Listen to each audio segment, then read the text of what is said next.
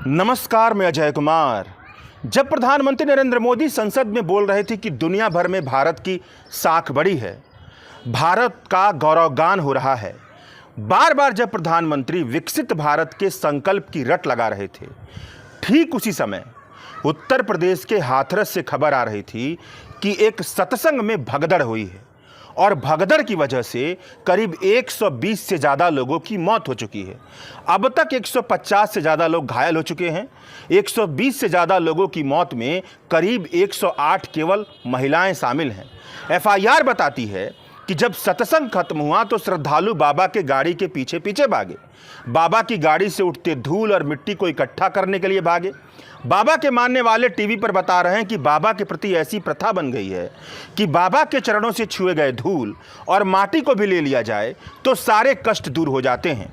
मतलब सत्संग, प्रवचन जैसे पवित्र शब्दों के नाम पर बाबाओं की बेईमानियों ने ऐसे श्रद्धालु पैदा किए हैं कि श्रद्धालुओं की मति इतनी भ्रष्ट कर दी गई है कि यह प्रथा बन गई है कि अगर बाबा के पैरों की धूल मिल जाए, अगर बाबा के पैरों की धूल ना मिले तो कम से कम अगर बाबा के गाड़ी के स्पर्श की धूल और मिट्टी को इकट्ठा कर लिया जाए तो उनके जीवन का सारा दुख दूर हो जाएगा। इस अंधश्रद्धा के चक्कर में इतनी बड़ी त्रासदी घटी है जिसमें सैकड़ों लोग मारे गए हैं।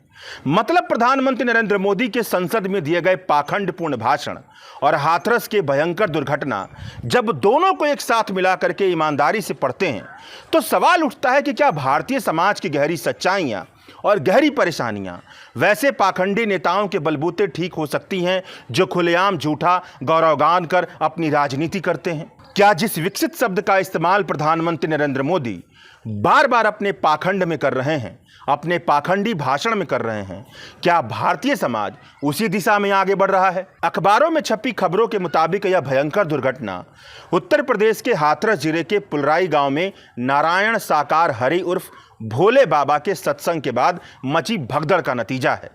इस सत्संग के बारे में यह बताया जा रहा है कि भोले बाबा हर महीने के पहले मंगलवार को सत्संग करते हैं। इस सत्संग में आसपास के जिलों और आसपास के राज्यों से हजारों की संख्या में लोग आते हैं। ऐसे ही एक सत्संग का आयोजन हाथरस में किया गया था। एफआईआर की कॉपी से जानकारी मिलती है कि सत्संग में आयोजकों की तरफ से करीब 80,000 श्रद्धालुओं के इकट्ठा होने की परमिशन मांगी गई थी। आयोजकों ने प्रशासन को यह बात नहीं बताई थी कि बाबा के जो पहले के सत्संग हैं, जो इस तरह के आयोजन होते हैं, उसमें करीब लाख से ज़्यादा श्रद्धालु आते हैं। यही हालत यहाँ भी पैदा हो गई। आस पड़ोस के राज्यों और जिलों से करीब 2.5 लाख की भीड़ चली आई। इतनी बड़ी भीड़ को संभालने के लिए जिस तरह की व्यवस्था होनी चाहिए, जिस तरह का प्रशासनिक तामझाम होना चाहिए, उस तरह की व्यवस्था नहीं थी। ऐसी स्थिति में जब भगदड़ मची और बाबा के पीछे लोग भागे और दूसरी तरफ रास्ता नहीं था, भागने को कीचड़ था, तो भयंकर त्रासदी घट गई। जिस भोले बाबा के सत्संग के बाद यह भयंकर त्रासदी घटी है, थोड़ा उसके बारे में भी जान लीजिए। यूट्यूब पर भोले बाबा के प्रवचन से जुड़े उनका एक यूट्यूब चैनल है, उस पर कई वीडियो उपलब्ध हैं। आप जा कर के उस यूट्यूब चैनल के वीडियो को देख सकते हैं। जिसे सत्संग कहा जाता है, उसके आधार पर अगर उनके वीडियो को आप देखेंगे तो वो सब के सब कुत्संग जैसे मिलेंगे। मतलब ऐसी संगत का प्रवचन मिलेगा जो आपकी चेतना का विस्तार नहीं करता है, बल्कि आपकी चेतना को पहले से भी ज़्यादा खराब कर देता है। नारायण साकार हरि उर्फ भोले बाबा की एक लाइन यह है कि अगर मेरा वचन मानोगे तो वरदान मिलेगा, नहीं तो खाक भी नहीं मिलेगा। टीवी पर बाबा के कुछ श्रद्धालु कह रहे हैं कि बाबा परम ब्रह्म है। यह बाबा नहीं है, इन्होंने दुनिया की रचना रची है, तीनों लोकों के स्वामी हैं। ये जो कुछ भी हो रहा है उसके पीछे नारायण हरि है। जो घटना कल घटी है उसमें नारायण हरि का कोई दोष नहीं है। बताइए अब आप इससे क्या समझेंगे? संसद में प्रधानमंत्री ने कहा कि राहुल गांधी ने हिंदू धर्म का अपमान किया है, पूरे हिंदू समाज को हिंसक कहा है। मीडिया वाले भी 24 घंटे इसी झूठ को दिखा रहे हैं, जबकि राहुल गांधी ने संसद में कहा था कि भाजपा अपने आप को हिंदू कहती है, मगर 24 घंटा हिंसा हिंसा और हिंसा, नफरत नफरत और नफरत करती रहती है। नरेंद्र मोदी हिंदू नहीं है, भाजपा हिंदू नहीं है, आरएसएस हिंदू नहीं है। नरेंद्र मोदी और भाजपा की पूरी राजनीति हिंदुत्व की राजनीति है, मगर नरेंद्र मोदी और भाजपा की पूरी राजनीति ने हिंदू धर्म के भीतर चल रहे अंधविश्वास की, जो पूरी प्रथा है, अंधविश्वास की जो पूरी की पूरी परंपरा है, उसके खिलाफ कभी हमला नहीं बोला है। अंधश्रद्धा, अंधभक्त की राजनीति को कभी गुनाहगार नहीं ठहराया है। भाजपा की राजनीति ने धर्म के नाम पर लोगों को बरगलाने वाले संगठन को कभी खारिज नहीं किया होगा। संविधान में दर्ज वैज्ञानिक जीवन दृष्टि के मुताबिक वैज्ञानिक जीवन अपनाने के लिए कभी लोगों को समझाया नहीं होगा। ऐसे में यह बिल्कुल संभव है कि भोले बाबा जैसे फर्जी लोग समाज में संत कहलाने लगें, ब्रह्मा का स्वरूप कहलाने लगें, क्योंकि समाज की जो सबसे ताकतवर सामूहिक इकाई होती है, जिसे राजनीतिक दल कहा जाता है, जो राजनीतिक दल हैं, वह अंधश्रद्धा फैलाने वालों पर कभी भी कठोर हमला नहीं करते हैं। भाजपा को तो पूरी राजनीति ही तार्किक और वैज्ञानिक जीवन दृष्टि को बढ़ावा नहीं देती है, बल्कि उसके खिलाफ खड़ी है। जो इस तरह की बातें करते उन्हें नक्सलवादी और देशद्रोही कह देते हैं। मगर इसके अलावा जो सामाजिक न्याय के नाम पर राजनीति करने वाले समाजवादी पार्टी के मुखिया अखिलेश यादव हैं, उनका भी हाल यहाँ पर बहुत बुरा है। यूट्यूब पर एक ऐसा वीडियो घूम रहा है जिसमें अखिलेश यादव भोले बाबा का महिमा मंडन कर रहे हैं। अखिलेश जी को समझना पड़ेगा कि यह सामाजिक न्याय की राजनीति नहीं है, बल्कि यह समाज को पीछे धकेलने की राजनीति है। राजनीति एक जिम्मेदार कर्म का नाम है। अगर अखिलेश यादव संविधान बचाने का दावा कर रहे हैं तो केवल संविधान की किताब लहरा देने भर से संविधान नहीं बचने वाला है, बल्कि संविधान में जिस तरह की बातें लिखी गई हैं उस तरह की राजनीति करने से संविधान बचेगा। और संविधान में साफ साफ लिखा गया है कि राज्य का यह कर्तव्य है कि वह अपने नागरिकों के भीतर वैज्ञानिक दृष्टिकोण को प्रोत्साहित करेगा। इसलिए अखिलेश यादव से भी सवाल बनता है कि वह भोले बाबा के प्रवचन सभा में जा करके क्या कर रहे थे? क्या संविधान को बचाने वाला कर्म कर रहे थे? मीडिया में छपे खबरों के मुताबिक नारायण साकार हरि या भोले बाबा का मूल नाम सूरजपाल है। निवास का संबंध उत्तर प्रदेश के कासगंज जिले के पटियाली तहसील के बहादुर नगर गांव से है। स्थानीय सूत्रों से अखबारों में छपा है कि उम्र 60 साल के आसपास है और दलित परिवार से संबंध रखते हैं। बाबा को मानने वाले ज़्यादातर पश्चिमी उत्तर प्रदेश के मध्य हिस्से, हरियाणा, राजस्थान, मध्य प्रदेश, पंजाब से आते हैं। बाबा का धंधा शुरू करने से पहले जो बाबा काम करते थे वह इंटेलिजेंस, जो लोकल इंटेलिजेंस यूनिट थी, वहीं पर कांस्टेबल का काम करते थे। साल 1990 में कांस्टेबल की नौकरी छोड़ दिया, नया नाम ले लिया और बाबा का धंधा शुरू कर दिया। मगर यूपी के भूतपूर्व डीजीपी विक्रम सिंह ने आज तक से बातचीत करते हुए बताया है कि सूरजपाल जाटव पर यौन शोषण के 5 मामले दर्ज हैं। जब यौन शोषण का आरोप लगा था तभी सूरजपाल को नौकरी से बर्खास्त किया गया था। सूरजपाल के बारे में और जो जानकारी है वो यह बता रही है कि सूरजपाल खुद को नारायण साकार हरि का शिष्य बताते हैं। बाबा को मानने वालों में ज़्यादातर गांव देहात के लोग शामिल हैं। जातिगत समूह के आधार पर देखा जाए तो दलित और अन्य पिछड़ा वर्ग के लोग बाबा के ज़्यादा फॉलोअर हैं। सूरजपाल बाबा का रूप धारण कर दूसरे साधु संतों की तरह गिरुआ वस्त्र नहीं पहनते हैं, बल्कि सफ़ेद सूट बूट और रंग बिरंगे चश्मा लगाते हैं। सूरजपाल के साथ सूरजपाल की पत्नी भी प्रवचन सभा में बैठती हैं। लोग उसे माता श्री के नाम से पुकारते हैं। भोले बाबा का नारायण साकार हरि आश्रम एक गांव में तकरीबन 30 एकड़ ज़मीन में फैला हुआ है। यहाँ वहाँ आने जाने के लिए बाबा का लग्जरी कारों का काफिला चलता है। लग्जरी कारों के काफिले के सहारे वो यहाँ से वहाँ आते जाते हैं। उनके पास प्राइवेट अपनी सिक्योरिटी गार्ड की व्यवस्था है। उन सिक्योरिटी गार्ड को सेवादार कहा जा रहा है।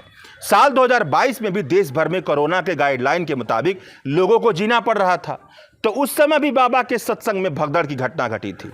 मगर बाबा तो बाबा हैं। उस समय भी बाबा का सत्संग जारी था। एक बार तो 50 लोगों की इजाज़त मांग करके 50,000 लोगों की भीड़ जुटा ली गई थी।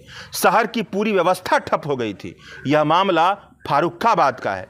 पुलिस प्रशासन ने कार्यक्रम के आयोजकों के खिलाफ मामला दर्ज किया, मगर बाद में उन पर किसी तरह की कार्रवाई नहीं हुई। उन्हें छोड़ दिया गया, उन्हें किसी तरह की सज़ा नहीं दी गई। बताइए, अगर उस समय सज़ा दी गई होती तो इस समय क्या होता? क्या इतनी बड़ी दुर्घटना से बचने की संभावना नहीं बनती? जो हाथरस की हाल फिलहाल की घटना घटी है उसमें FIR दर्ज हो चुकी है, मगर उस FIR में बाबा का नाम ही नहीं है।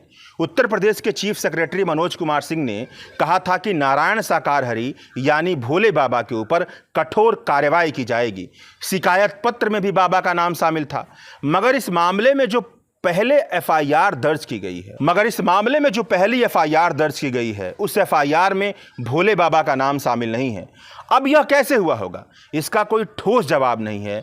मगर इतना सोचिए कि समाज में सत्संग के नाम पर कुतर्क फैलाने वाले लोग केवल अपने बलबूते समाज में अपनी पैठ नहीं जमा सकते हैं, उनके साथ पर्दे के पीछे वह ताकतें भी शामिल होती हैं जिसका किसी समाज में ताकतवर दखल होता है। इसमें राजनीतिक दल भी शामिल होते हैं।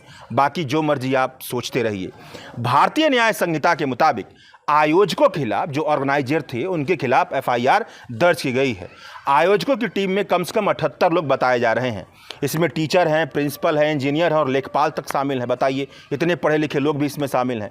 इन सभी पर भारतीय न्याय संहिता की धारा 105 यानी कि गैर इरादतन हत्या, धारा 110, 126 गलत तरीके से रोकना, धारा 223 और धारा 228, धारा 223 और धारा 238 अपराध के सबूत को गायब करना या अपराधी को बचाने के लिए गलत सूचना देना के आधार पर एफआईआर दर्ज की गई है। एफआईआर से पता चलता है कि एक तरफ लोग बाबा की गाड़ी के पीछे पीछे बाबा की गाड़ी से स्पर्श किए गए धूल को इकट्ठा करने के लिए भाग रहे थे, तो दूसरी तरफ के खेत में 3 मीटर गहरा कीचड़ था। जिन्होंने उस भगदड़ से बचने के लिए दूसरी तरफ से भागना चाहा, वह कीचड़ में उलझकर कुचल दिए गए। एफआईआर की कॉपी बताती है कि मौके पर मौजूद पुलिस ने घायलों को अस्पताल पहुंचाया, लेकिन सेवादारों की तरफ से कोई मदद नहीं की गई। दुर्घटना की जगह पर घायलों के सामान, कपड़े और जूते फेंककर सबूत को तोड़ मरोड़ कर पेश करने की कोशिश की गई है। इस त्रासदी का नज़ारा बहुत भयंकर था। औरतें लाशों से इधर उधर बिखरी पड़ी थीं। औरतों की लाशें इधर उधर बिखरी हुई थी। जिला अस्पताल में ढंग की व्यवस्था नहीं थी। जिला अस्पताल में न ढंग के स्ट्रेचर की व्यवस्था थी और न ही ऑक्सीजन की व्यवस्था थी। टीवी और तस्वीरों के जरिए पूरे भारत ने अस्पताल की जर्जर व्यवस्था को देखा। मगर एक दिन बाद जब योगी आदित्यनाथ अस्पताल पहुंचे, उससे पहले अफसरों ने अस्पताल को अस्पताल लायक बनाने के लिए पूरा जुगाड़ू इंतजाम कर डाला था। अंत में चलते चलते इस बात को समझिए कि पूरे उत्तर भारत के कई इलाकों में बाबागिरी का धंधा चल पड़ा है। संसद में खड़ा होकर के विकसित भारत और दुनिया की सबसे बड़ी इकॉनमी बना देने का दावा करने वाले नेताओं ने अपने कदमों और नीतियों से भारत को इतना बर्बाद कर डाला है कि भारत की प्रति व्यक्ति आमदनी 15,000 रुपये के आसपास लटकी हुई है। भारत की 90% से ज़्यादा आबादी की आर्थिक तंगी इतनी ज़्यादा है कि वह कई तरह की परेशानियों में अपनी ज़िंदगी जीने के लिए मजबूर होती है। अच्छी शिक्षा, अच्छी ज़िंदगी, अच्छी संगत और अच्छी समझ के अभाव में बाबा लोगों को अपना धंधा खड़ा करने के लिए भारत में बहुत ही ज़्यादा उपजाऊ ज़मीन मिली हुई है। हिंदू धर्म के नाम पर एक पार्टी कई सालों से नफरत का धंधा कर रही है। सामान्य लोगों के पास स्कूल और किताबें नहीं पहुंचती है। वह अपने आसपास के संगत से, अपने आसपास के समाज से सीखते हैं, समाज के सामूहिक विवेक से सीखते हैं और समाज के सामूहिक विवेक को सबसे ज़्यादा धर्म, राजनीति, मीडिया प्रभावित करता है। धर्म में धर्म जैसा कुछ भी नहीं है, केवल अंधविश्वास और अनुष्ठान है। धार्मिक भावनाओं पर नफरत और प्रतिहिंसा की भावना राज कर रही है। सबसे बड़ा उदाहरण पिछले 30 साल से अयोध्या में एक मंदिर बनाने के नाम पर चलाया गया सांप्रदायिक आंदोलन है। राजनीति में नीति और नैतिकता कहीं नहीं दिखती है, केवल पैसा और बेईमान प्रबंधन है।